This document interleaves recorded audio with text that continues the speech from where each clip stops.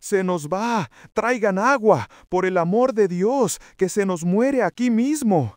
El grito desgarrador de una mujer desconocida rompió la modorra de la tarde, atravesando el aire espeso y vibrante del estacionamiento como un cristal roto.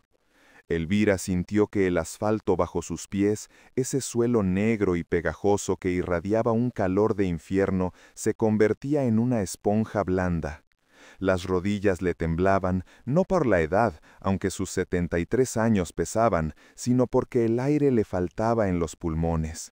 Era un ahogo seco, una garra invisible que le apretaba la garganta.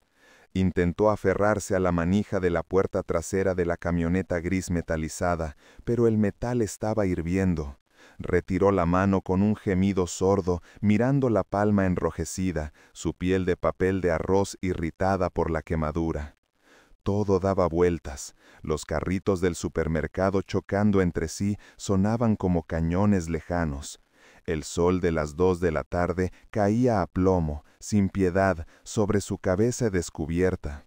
5 minutos, mamá. Solo entramos por la carne para el asado y salimos. No tardamos nada. Quédate aquí cuidando que nadie se estacione muy pegado, le había dicho Roberto, su hijo, su adoración, el niño que ella había criado vendiendo empanadas en la puerta de los colegios cuando su marido murió.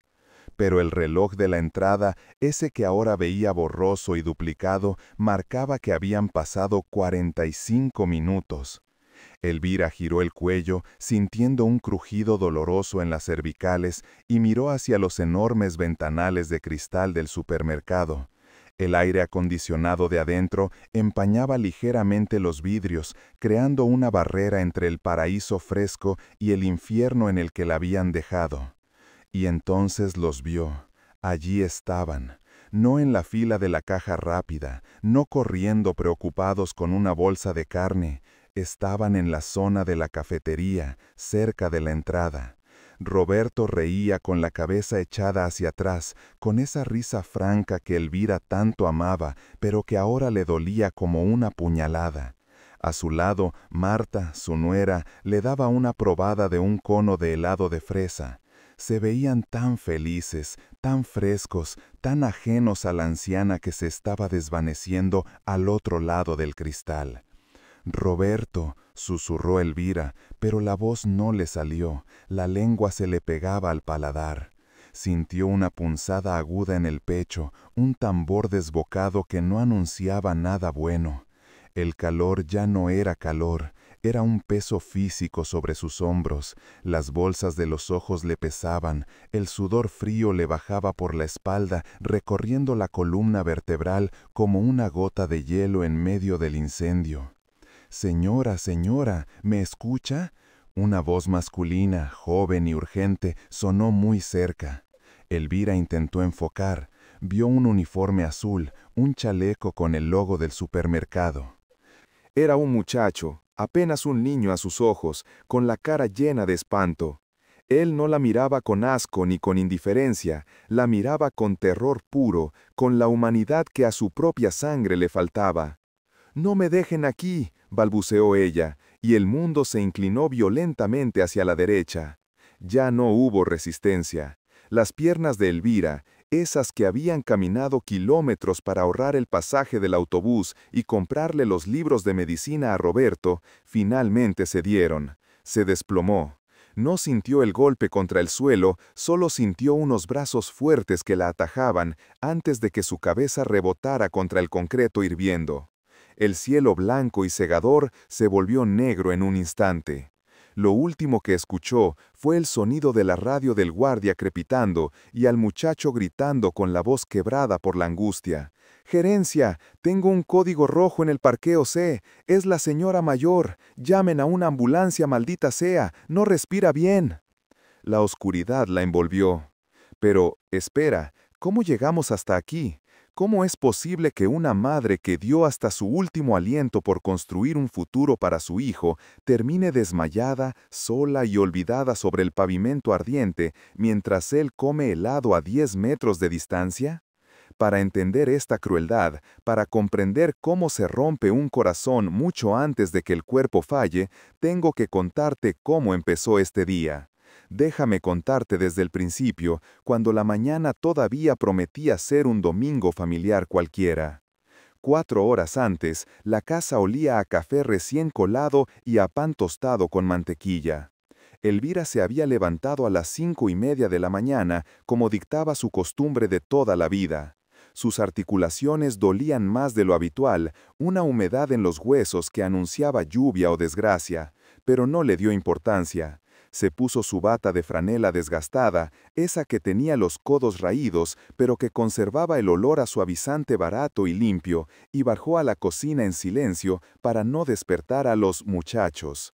Vivía con ellos desde hacía 2 años, desde que vendió su casita en el pueblo, esa con el patio lleno de geranios, para darles el dinero de la entrada de este chalet adosado en la ciudad. «Es mejor así, mamá», le había dicho Marta con esa sonrisa que nunca llegaba a los ojos. «Así nos ayudas con los niños y no estás sola allá, que cualquier día te pasa algo y nadie se entera». Al principio, Elvira lloró de gratitud. Pensó que era amor. Ahora, mientras cortaba la fruta con sus manos temblorosas, sabía que era conveniencia.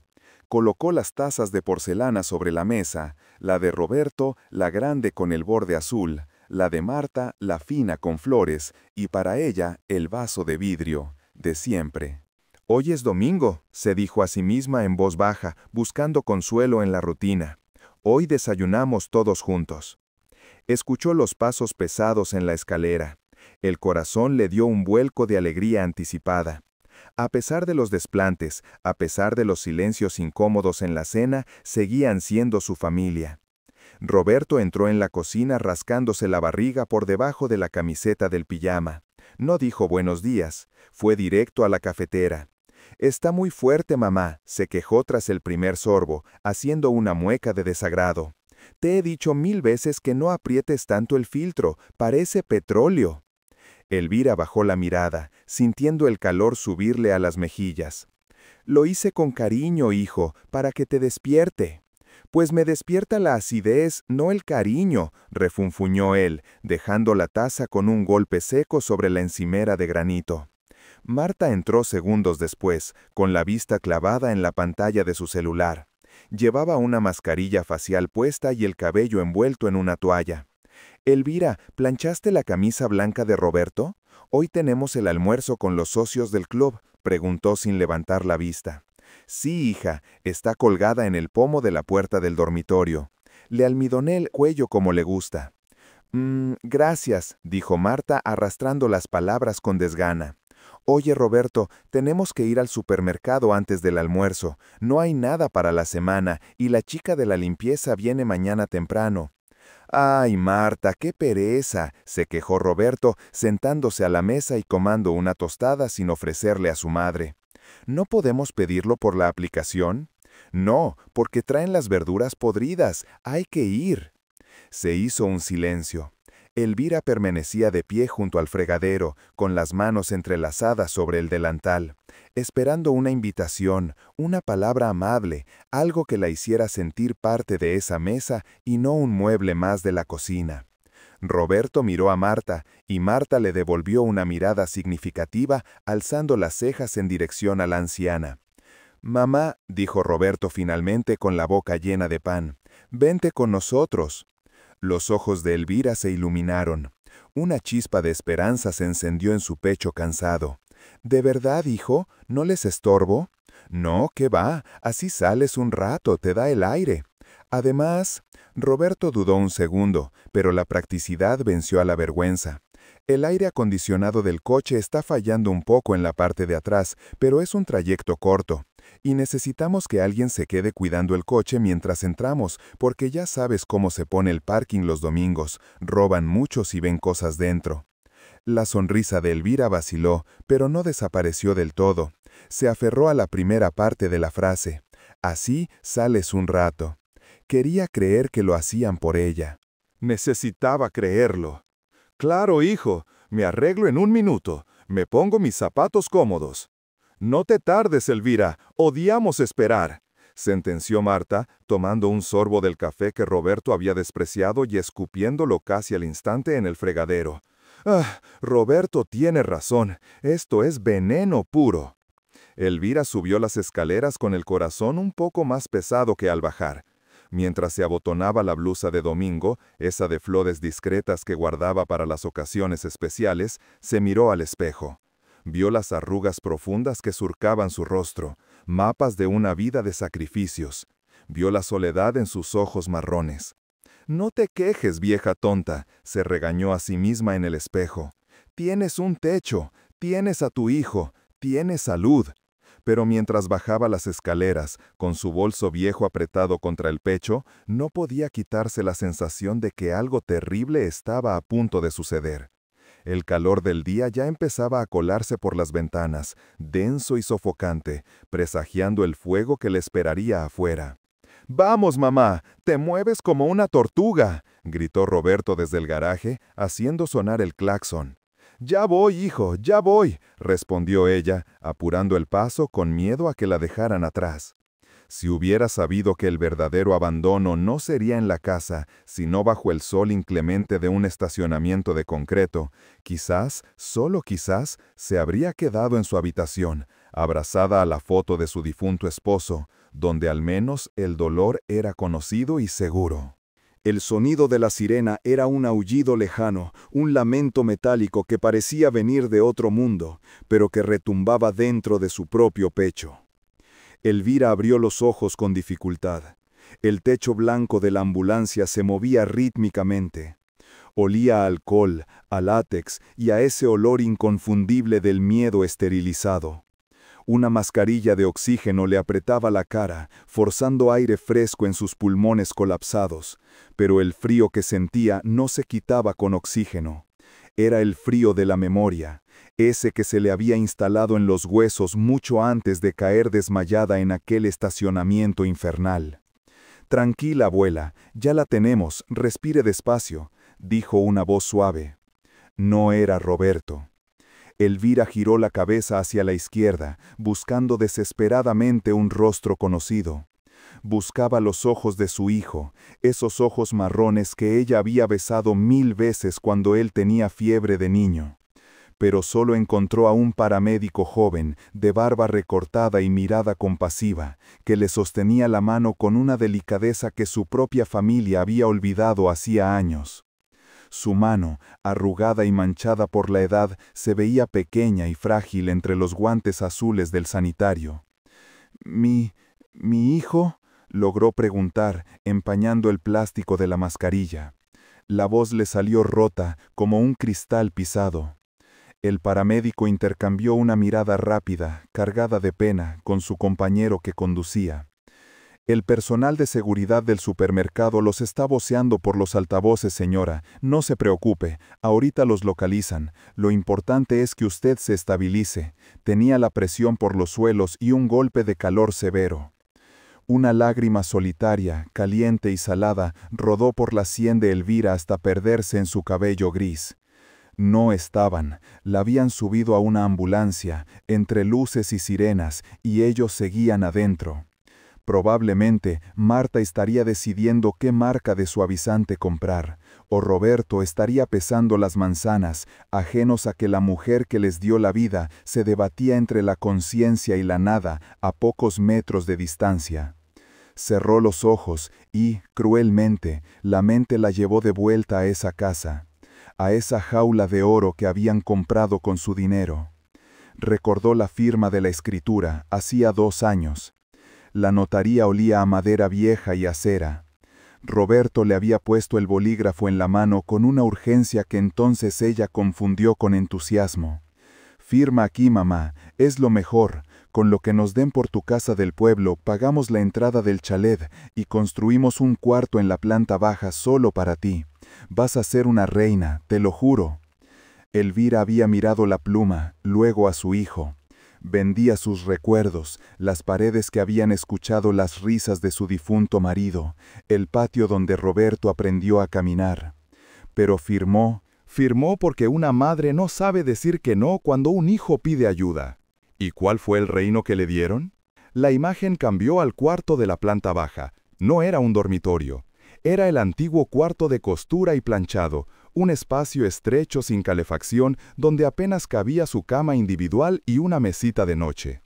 En invierno, el frío se colaba por la ventana mal sellada, mordiéndole los tobillos. «Mamá, no pongas el radiador eléctrico toda la noche, que la luz está carísima», le había regañado Marta la semana pasada, entrando en la habitación sin llamar, mientras Elvira intentaba calentar sus manos entumecidas frotándolas una contra la otra. Elvira recordaba la vergüenza, ese ardor en la cara que no tenía nada que ver con la temperatura. «Solo un ratito, hija, es que me duelen los huesos». «Pues ponte otro jersey, Elvira. Tienes ese de lana gris que te regalamos hace 3 Navidades. Úsalo.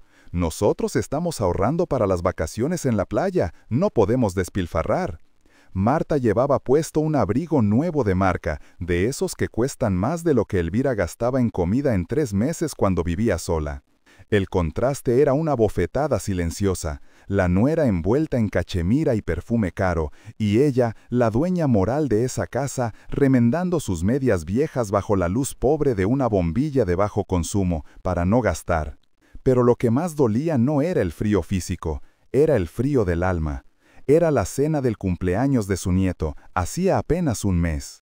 La casa estaba llena de gente, risas, música, copas de cristal chocando. Elvira se había puesto su mejor vestido, uno azul marino que guardaba desde hacía 15 años, y se había peinado con esmero. Bajó las escaleras con una cajita en la mano, un reloj barato que había comprado con los pocos centavos que le sobraban de su pensión, porque Roberto manejaba su cuenta para que no te estafen, mamá. Al llegar al salón, Marta la interceptó antes de que pudiera cruzar el umbral. La tomó del brazo, no con violencia, pero con una firmeza que helaba la sangre. «Elvira, tesoro», dijo Marta con esa voz dulce que usaba cuando había testigos. «Hoy vienen los jefes de Roberto y mucha gente importante. Y tú, bueno, tú toses mucho últimamente y a veces repites las historias. No queremos que te agobies con tanto ruido». «Pero es el cumpleaños de Javi, le traje un regalo». «Yo se lo doy, no te preocupes. Mira, te he preparado una bandeja preciosa en la cocina. Tienes un sándwich de jamón y queso y un poco de la tarta. Te la subes a tu cuarto, pones la tele y estás tranquila. ¿Sí? Hazlo por Roberto. Él necesita que esta noche salga perfecta». Hazlo por Roberto. La frase mágica, el chantaje emocional perfecto. Elvira recordaba haber subido las escaleras de vuelta a su cuarto, con la bandeja de plástico temblando en sus manos. Desde arriba, escuchaba la fiesta. Escuchaba cómo cantaban el cumpleaños feliz. Nadie preguntó por ella. Nadie subió a ver si necesitaba agua. Se comió el sándwich seco sentada en el borde de la cama, llorando en silencio para no hacer ruido, mientras abajo su familia brindaba con champán comprado, en parte, con el dinero de su sacrificio. «Señora, apriete mi mano si me escucha». La voz del paramédico la trajo de vuelta al presente, a la ambulancia que se sacudía por los baches. Elvira apretó, débilmente. «Eso es, ya estamos llegando al Hospital Santa María». El hospital, sola, sin su bolso, sin su identificación, sin nadie. «Joven», susurró Elvira, quitándose la mascarilla un segundo a pesar de la protesta del médico. «¿Usted cree que vendrán?» El paramédico, un muchacho que no tendría más de 25 años, tragó saliva. Había visto muchas cosas en su trabajo, pero la soledad de los ancianos era la que más le carcomía. Le acomodó un mechón de pelo detrás de la oreja con una ternura infinita.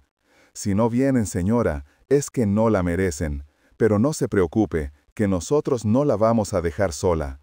El chico del supermercado, el que nos llamó, él venía en su moto detrás de la ambulancia. Dijo que no se iría hasta saber que usted está bien. Elvira sintió un vuelco en el corazón. Un extraño, un empleado al que apenas había visto la cara entre el resplandor del sol, se preocupaba más que su propia sangre. La ironía era tan amarga que le provocó náuseas. De repente, la ambulancia frenó en seco. Las puertas traseras se abrieron de golpe, dejando entrar la luz cruda de la tarde y el ruido de la ciudad. «Camilla lista, mujer, 73 años, síncope por calor, posible deshidratación severa y arritmia», gritó el paramédico mientras la bajaban. El cielo giraba sobre ella. Y entonces, entre el caos de enfermeras y médicos corriendo, Elvira tuvo un pensamiento claro, nítido y terrible. Un pensamiento que nunca había tenido antes. Ya no quería volver a esa casa. Prefería morir en esa camilla de hospital, rodeada de desconocidos, que volver a sentir el desprecio disfrazado de rutina en el hogar de su hijo. Recordó la cara de Roberto comiendo helado mientras ella se asfixiaba. No fue un descuido, no fue un olvido, fue una elección.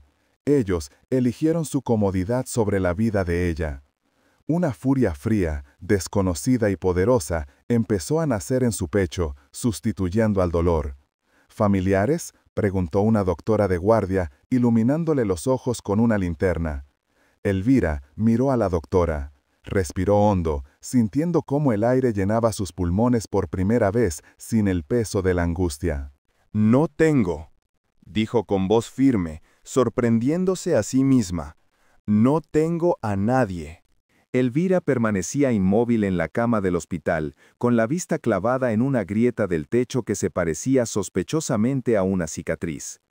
El suero oteaba con una cadencia hipnótica, marcando los segundos de una vida que sentía que ya no le pertenecía. A su lado, sentado en una silla de plástico incómoda, estaba Mateo, el muchacho del supermercado.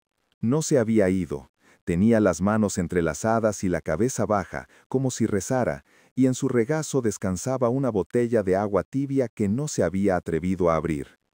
Ese chico, un completo desconocido con el uniforme arrugado y olor a sudor de trabajo honesto, le había sostenido la mano durante las 2 horas que tardaron en estabilizarle el ritmo cardíaco.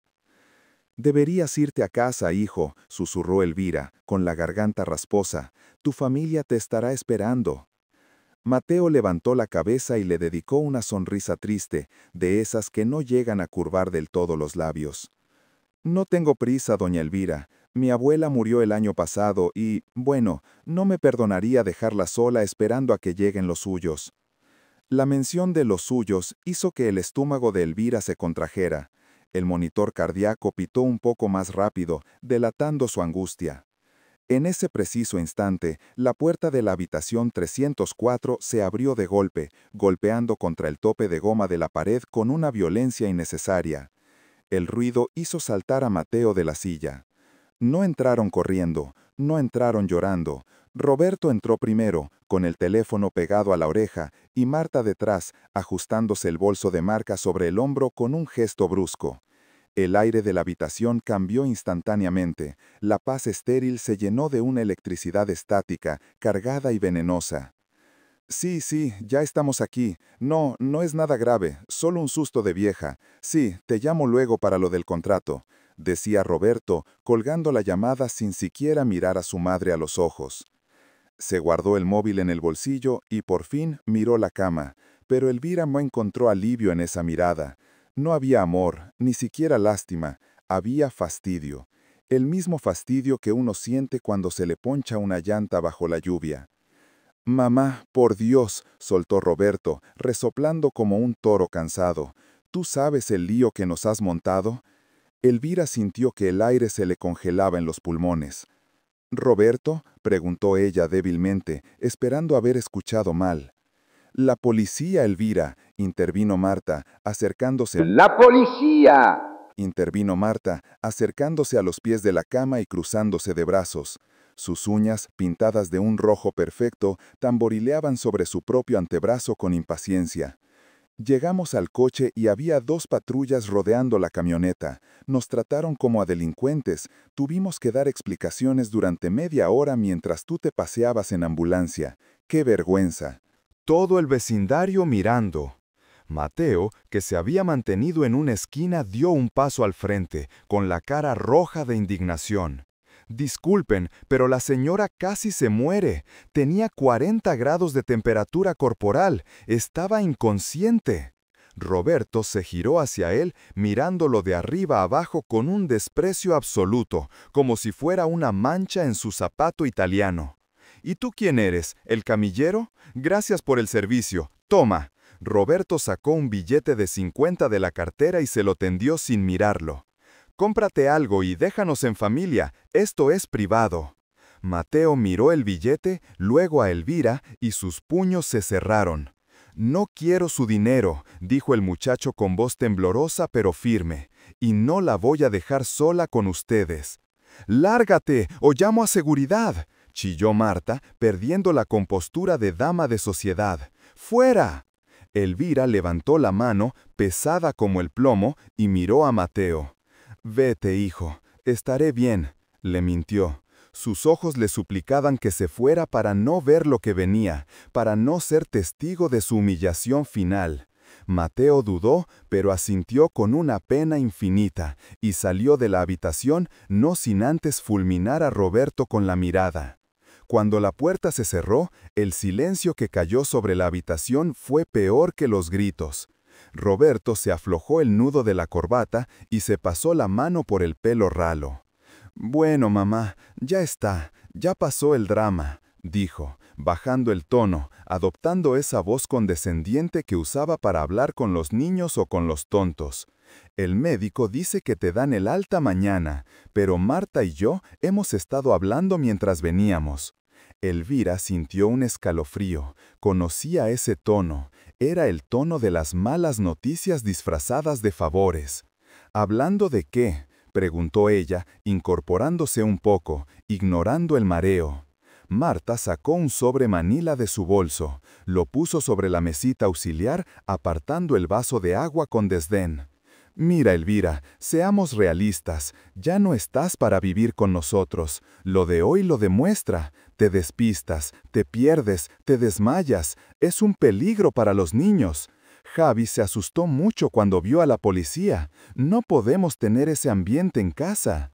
¿Me van a echar?», la voz de Elvira se quebró, pequeña y vulnerable.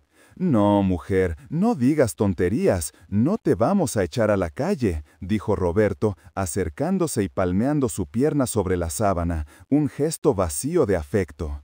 «Te hemos conseguido plaza en El Reposo. Es una residencia que está a las afueras, pero tienen jardín».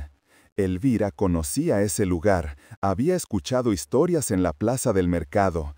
El Reposo era donde la gente iba a esperar la muerte mirando una pared, un lugar barato, estatal, con olor a orina y falta de personal.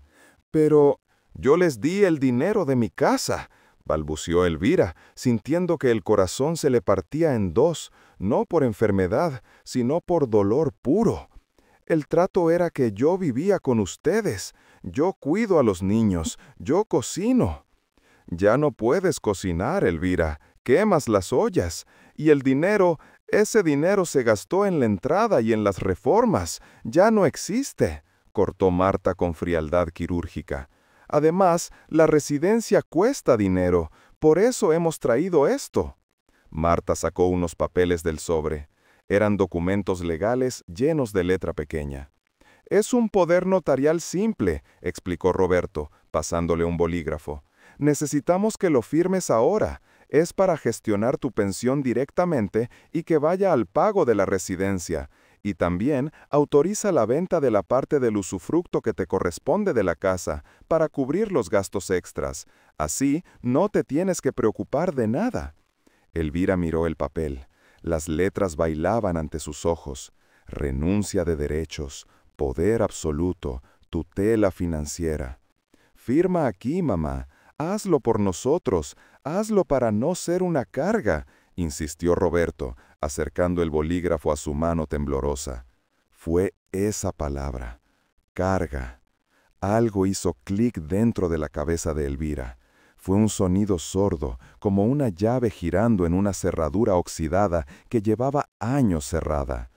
Miró la mano de su hijo, esa mano que ella había enseñado a escribir, esa mano que ahora le ofrecía su sentencia de muerte social y emocional.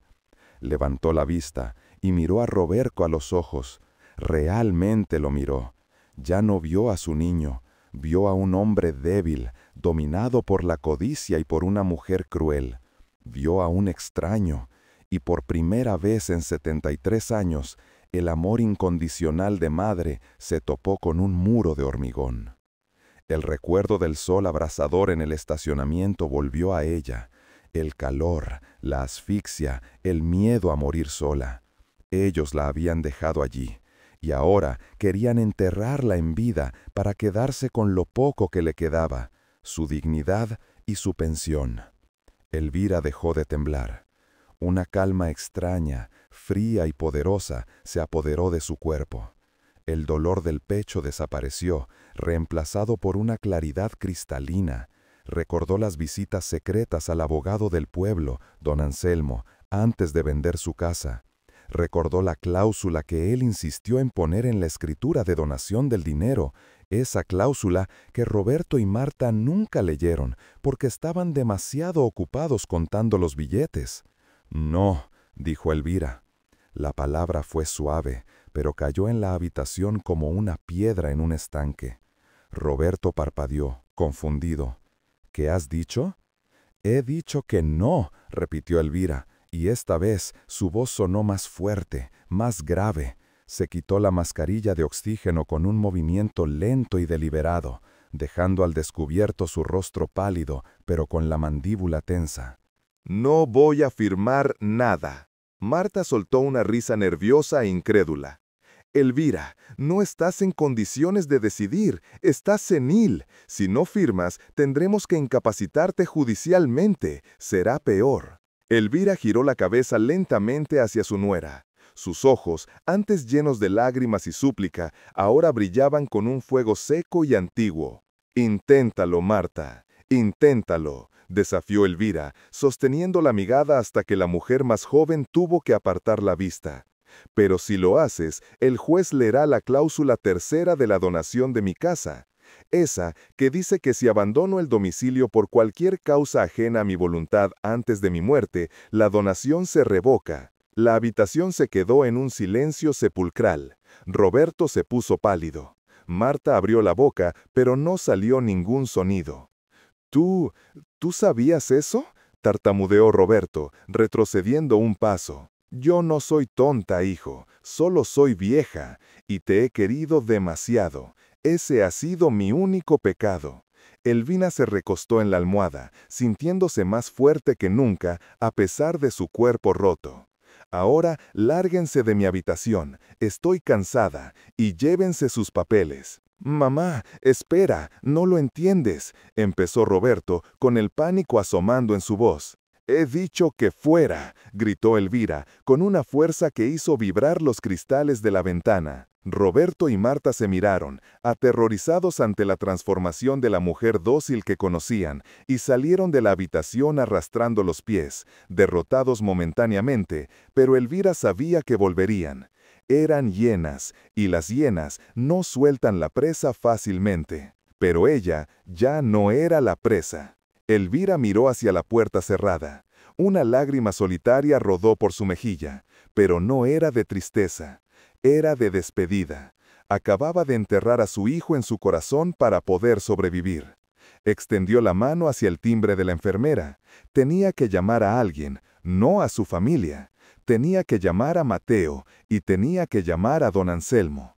La guerra acababa de empezar y ella tenía todas las armas que ellos ni siquiera sabían que existían. 3 días después, el sol de la mañana entraba por la ventana del hospital, pero esta vez no quemaba. Era una luz suave, dorada, de esas que prometen un nuevo comienzo. Elvira estaba sentada al borde de la cama, ya vestida con su ropa de siempre, esa falda gris y la blusa de flores que Marta siempre criticaba por ser de pueblo. Doblaba una manta con parsimonia, alisando cada arruga con sus manos nudosas, como si en ese gesto estuviera ordenando también el resto de su vida. La puerta se abrió.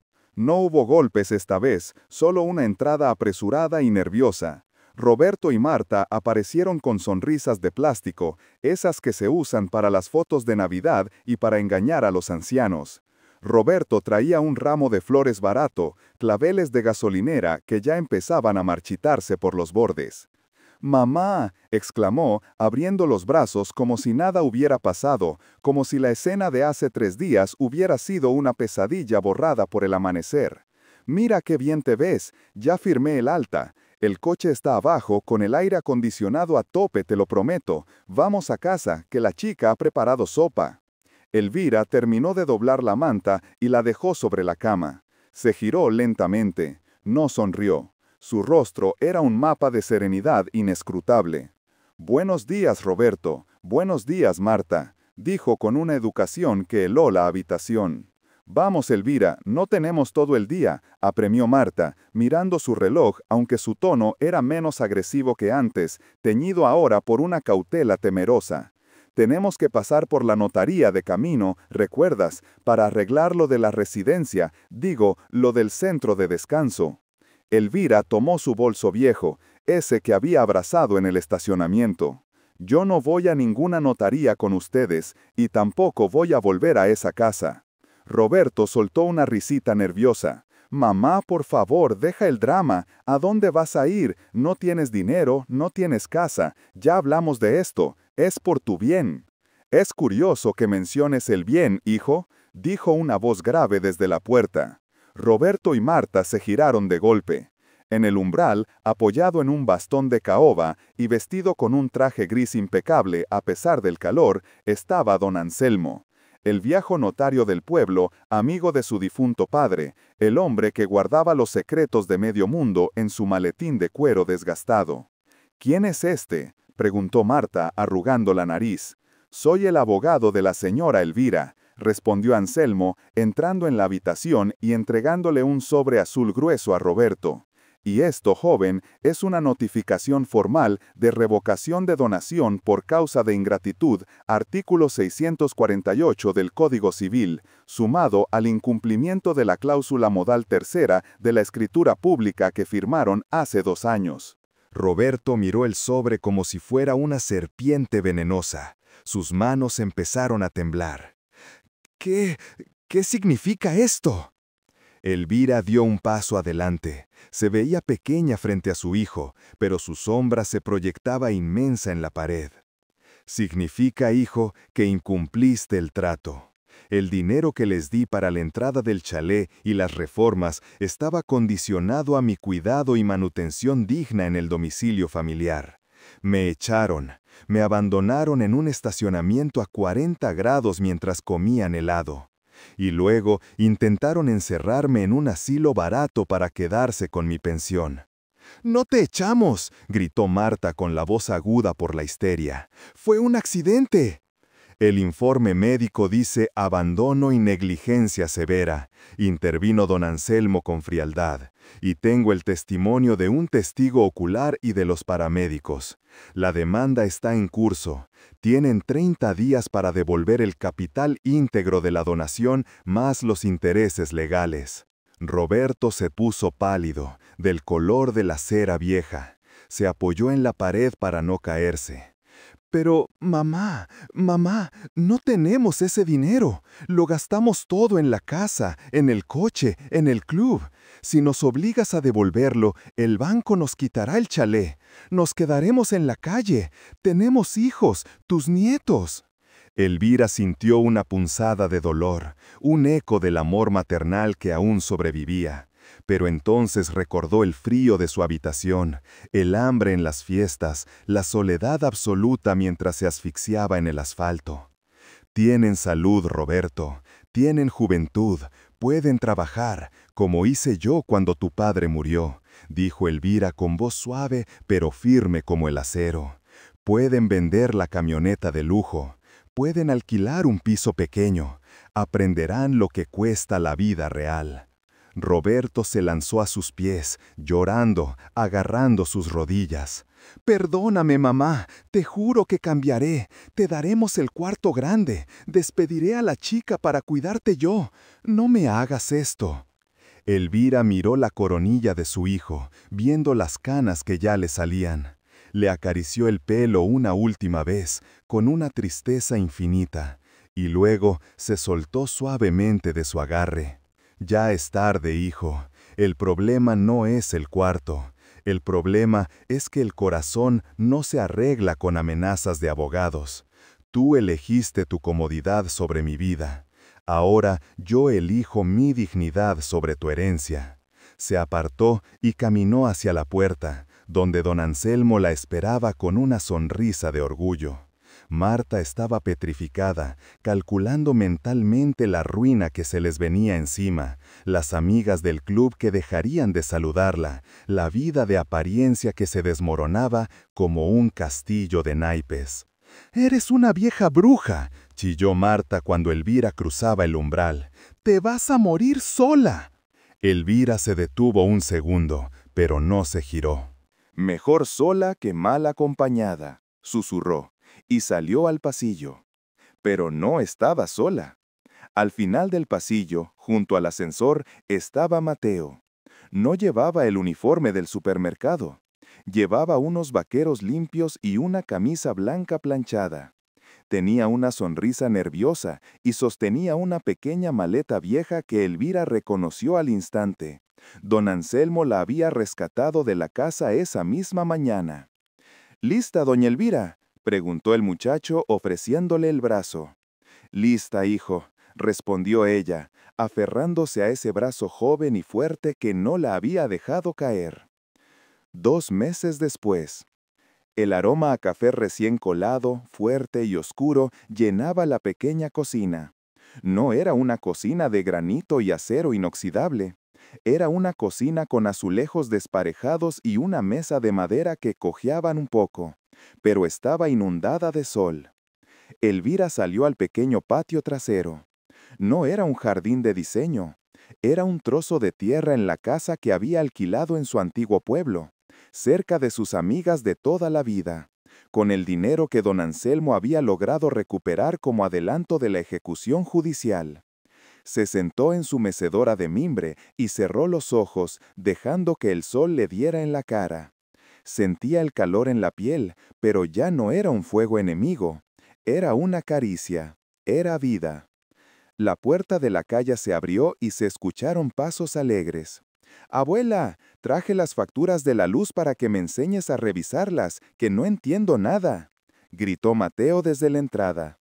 El muchacho se había mudado a la habitación de invitados. Elvira le cobraba un alquiler simbólico, y él a cambio le hacía los recados pesados, le arreglaba las goteras y, lo más importante, la hacía reír. No compartían sangre, pero compartían algo más fuerte: la lealtad de quienes han sido heridos por el mundo y han decidido curarse juntos. Mateo salió al patio con 2 tazas de café y una bolsa de pan dulce todavía caliente. Se sentó en el suelo, a los pies de la mecedora, y le dio un mordisco a una concha de vainilla. «¿Sabes qué, abuela? Me han ascendido a supervisor de caja. Dicen que tengo don de gentes».